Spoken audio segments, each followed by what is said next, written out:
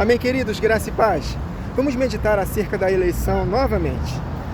Queridos, antes da fundação do mundo, desde os tempos eternos, Jesus, ele elegeu o seu povo, simplesmente porque ele nos amou primeiro.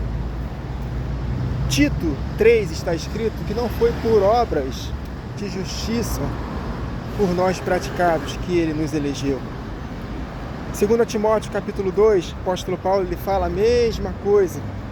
Ele nos chamou não segundo as nossas próprias obras de justiça por nós praticados, mas simplesmente por causa da sua determinação e graça. Ele nos elegeu para sermos santos e irrepreensíveis em sua presença, nos predestinando. Queridos, a eleição de Deus e a predestinação de Deus não é por obras de justiça por nós praticados. Ele não viu em nós algo de bom e nos predestinou. Ele não viu que nós seríamos fiéis no nosso chamado e nos elegeu, porque senão a própria palavra vai contradizer esse tipo de entendimento. O apóstolo Paulo foi categórico, não foi por obras de justiça por nós praticados, mas simplesmente porque ele nos amou. Simples assim. Porque senão, queridos, se ele elegeu o seu povo por causa que ele anteviu que esse povo seria fiel, então ele errou em ter chamado, por exemplo, Judas. Ele errou, por exemplo, em ter levantado Saul como rei. Concorda comigo? Concorda com a palavra, melhor dizendo? Então ele não elege porque ele viu algo de bom em nós. Ele elege porque ele nos amou, ele nos escolheu. A nação de Israel, o que a nação de Israel fez para que Deus escolhesse de todas as nações do mundo essa nação? Essa cidade, a cidade de Jerusalém, que é a cidade do grande rei. Ele poderia ter escolhido qualquer outra cidade. Ele simplesmente escolheu porque quis escolher, é segundo o seu beneplácito da sua vontade, queridos. Agora, uma vez que ele nos escolhe, nós temos que corresponder ao chamado. E aí entra o nosso livre-arbítrio. Se nós perseverarmos até o fim, nós vamos, de fato, colher os benefícios dessa eleição. Vocês estão conseguindo compreender que a eleição de Deus é porque ele nos amou, simplesmente nos amou? E que se ele tivesse escolhido, vou falar novamente, se ele tivesse nos escolhido porque ele viu coisa boa em nós, ele conheceu as nossas obras e por isso nos escolheu, então ele errou em muitos aspectos na palavra. Mas não, queridos. Olha que interessante. Judas não correspondeu ao chamado. Ele fez parte daquele ministério. Judas curou enfermos, expulsou demônios. Judas ele participou da mesa com o Senhor, da sua ceia. Judas teve contato com Jesus e seus discípulos. Judas, ele foi comissionado, ele foi eleito porque Deus o amou. Mas na presciência de Deus, como ele já sabia do futuro, ele já sabia que Judas iria traí-lo e profetizou na sua palavra que Judas iria traí-lo. Não porque ele determinou que Judas trairia, como se ele não pudesse ter escolha para ser diferente. Não, é porque Deus já sabia que Judas não iria responder a Jesus, ao seu chamado, e profetizou na palavra. Mas ele amou Judas. Quando Judas traiu Jesus, Jesus chamou ele de amigo, olha só. Mas foi a escolha de Judas. Deus amou os seus eleitos, independente de suas obras. Só que Judas não correspondeu. Interessante que em Atos capítulo 1, lá para o verso 20 em diante, outro tinha que entrar no lugar de Judas. E foram selecionados José, chamado Barsabás, e Matias. E ali foi lançado sorte entre os dois.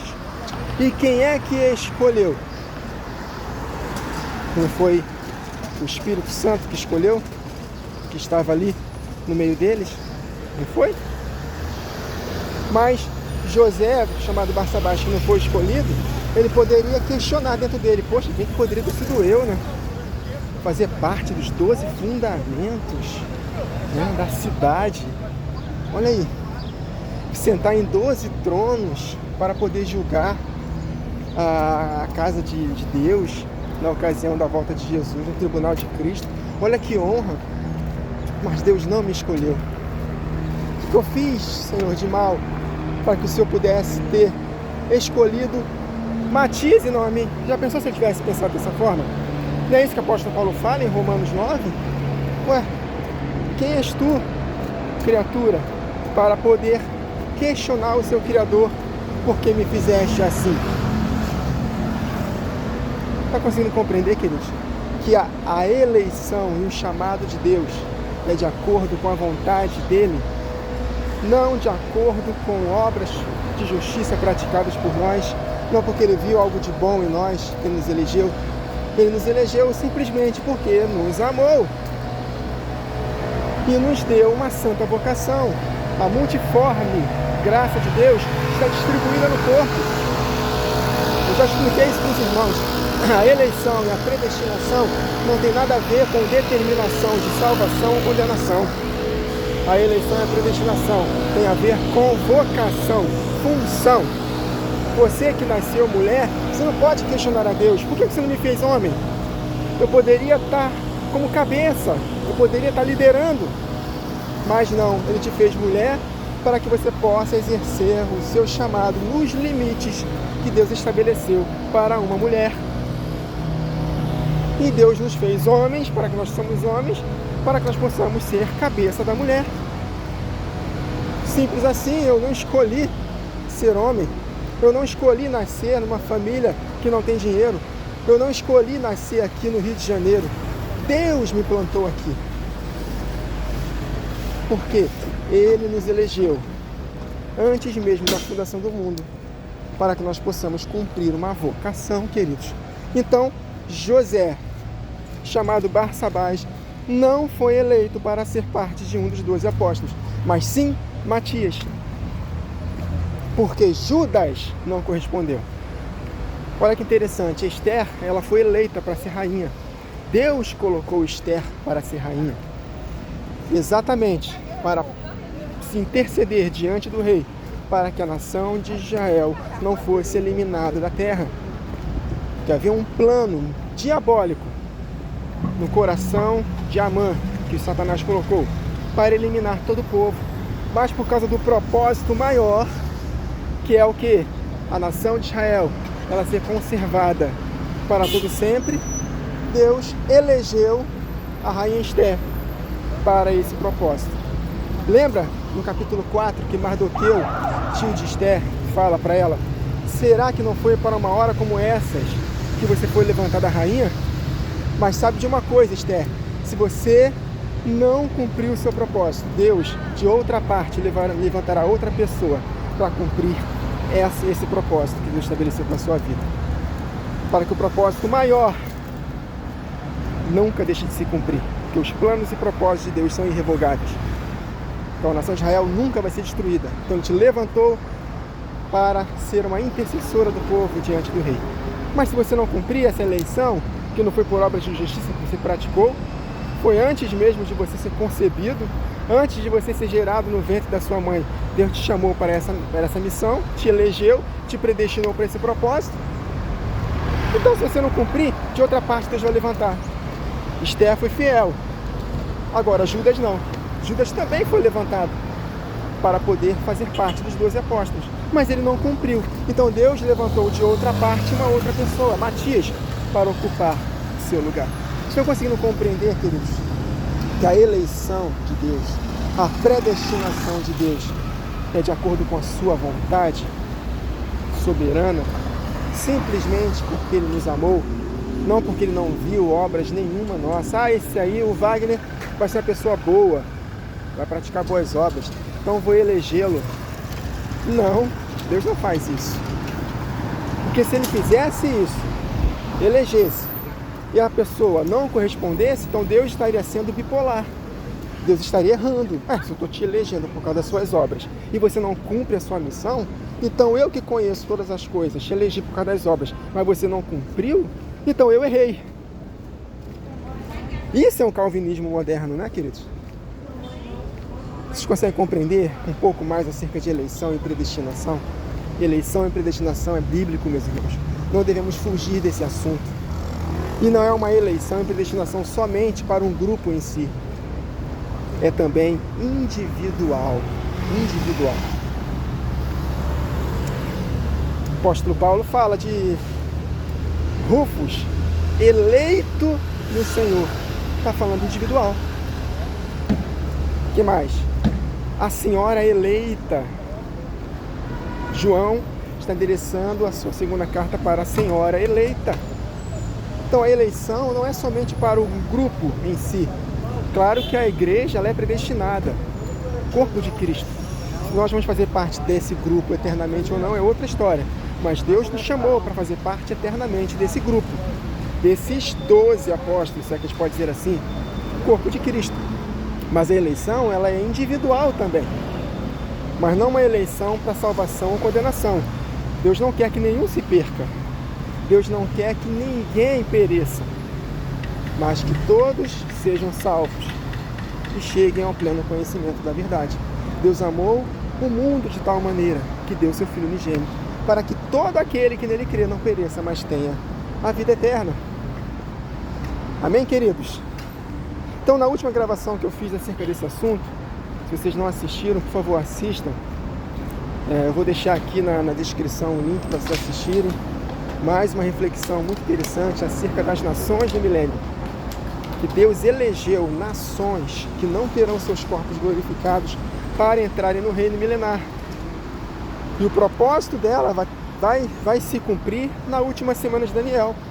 Quando a igreja for totalmente selada, a pregação da igreja na última semana vai ser para arrependimento e salvação das nações de não glorificados que vão adentrar no milênio.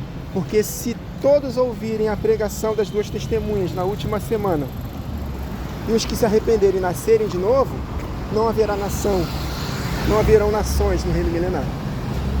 Então, a última semana de Daniel é para a manifestação do juízo de Deus contra os rebeldes, os apóstatas e os ímpios que não querem se arrepender, e favor de Deus para as nações que perseverarem até o fim para entrarem no milênio.